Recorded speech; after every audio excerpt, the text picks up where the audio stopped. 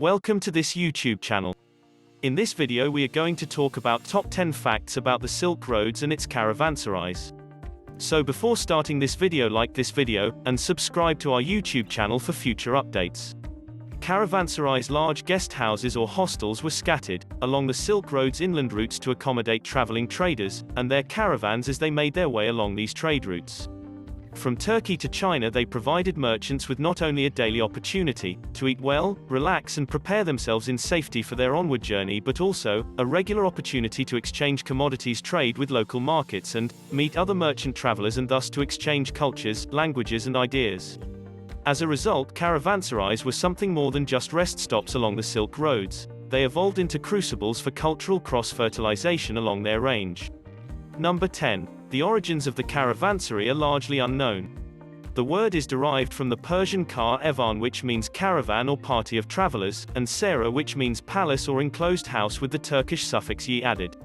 One of the earliest examples of such a structure can be found in the Syrian oasis city of Palmyra, which emerged in the 3rd century BC as a stopover for travelers traveling through the Syrian desert. Its magnificent ruins serve as a reminder of the crossroads of trading routes from Persia, India, China, and the Roman Empire.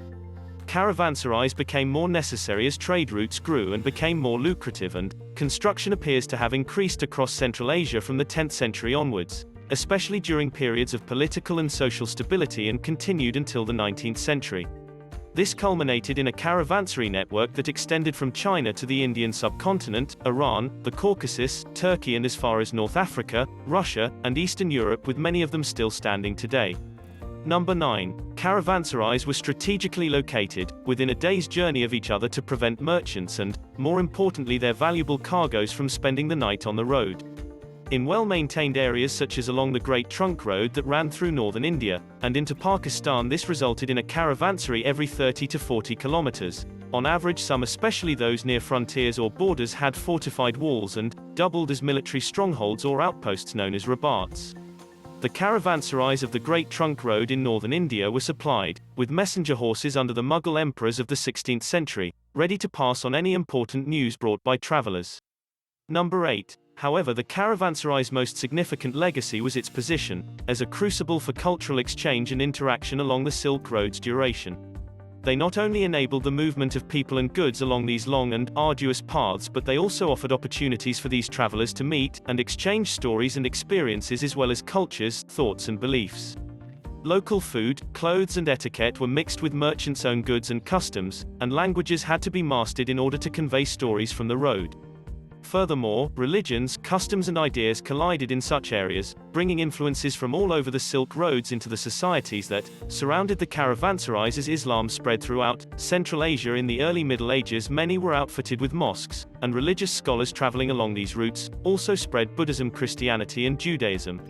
Number 7. The caravansary's internal structure aided this phase of interaction, not least by supplying hammams and bazaars, which provided additional opportunities and incentives for travelers to connect. Indeed, commerce started in such areas, and the caravansary's market was often the first opportunity for merchants to sell their wares. Bazaars will pass through the heart of the complex in larger caravansaries with 2 entrance gates. These would be supplied by the merchants who had arrived at the place, and those near cities would regularly feed into regional markets as well. These oases of hospitality along the Silk Roads consolidated the more elusive, and yet in some respects much more profound exchange that characterized them.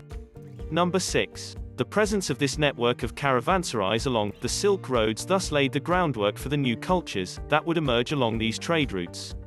They were strewn across Central Asia in their thousands, providing not only protection and rest to the merchants who traveled these routes, but also economic, social and cultural significance to the regions where they were located. By bringing East and West travelers together, they initiated an unparalleled exchange of culture, literature, religion and traditions that has become the foundation of many of Central Asia's cultures today. Number 5. A caravansary's interior, on the other hand, resembled an inn rather than a fortress. A wide ground floor courtyard surrounded by storerooms and stables for camels, donkeys, and horses would often have a corner set aside for cooking fires. On the 2nd floor there were small unfurnished rooms for lodgers. A bathhouse and a prayer room were included in some of the larger caravansaries. The majority of the old caravansaries that remain today are decaying stone ruins that are mainly of interest to historians and tour groups. Medieval caravanserais, on the other hand, were vibrant seedbeds for globalization, resembling modern cities in terms of the diversity of people, cultures, commodities, and customs found within their boundaries.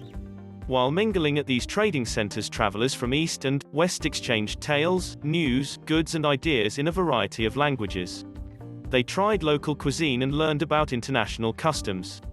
Number 4. Today the majority of the old medieval caravanserais, that are still standing are decaying stone ruins, that are mostly of interest to historians and tour groups. Medieval caravanserais, on the other hand, were vibrant seedbeds for globalization, resembling modern cities in terms of the diversity of people, cultures, commodities, and customs found within their boundaries. While mingling at these trading centers, travelers from East and West exchanged tales, news, goods and ideas in a variety of languages. They tried local cuisine and learned about foreign customs. Missionaries and scholars passing through taught them all about Christianity, Islam, Judaism and Buddhism. When they continued on their journey, they brought a lot of new and different things with them. The economic and cultural interactions made possible by caravanserais had far-reaching consequences that can still be seen today in the diverse languages, religions, and cultures that coexist in this part of the world. Number 3. Water for human and animal use, washing and ritual purification, such as wudu and ghusl, was given by caravanserais. They occasionally had elaborate public baths, hammams, as well as other facilities including a fountain or a sebel. They also held animal fodder and provided travelers with shops, where they could replenish their supplies. Additionally, several stores purchased products from traveling merchants.